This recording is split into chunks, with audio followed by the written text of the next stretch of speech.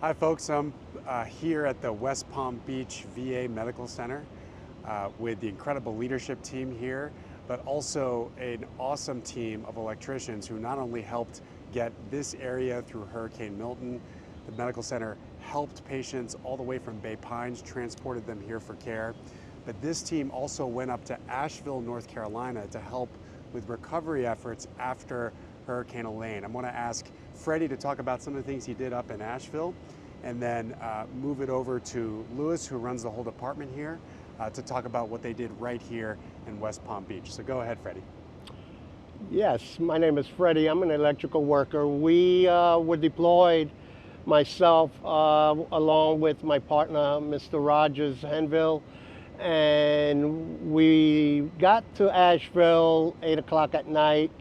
Got settled in. The next morning, we were there to train the electricians in the electrical department in the VA in Asheville.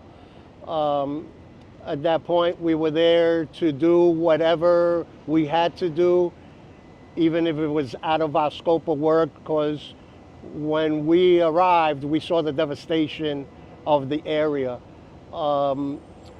The power had temporarily gone on, but we were still on standby because it was only a temporary panel that the power company had gave them just to get some kind of power.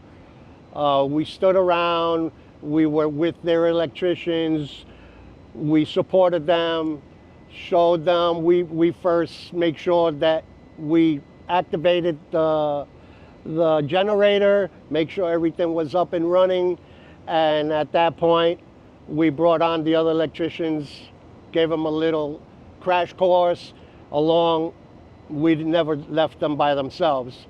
These are our generators, we know them well. Mr. Rogers is very aware of what if something goes wrong, he's there.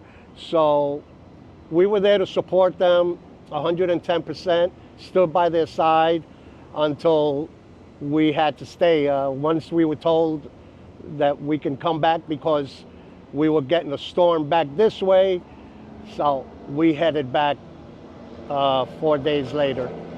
But we left them in good hands, good standings, and we told them we're here to help anytime.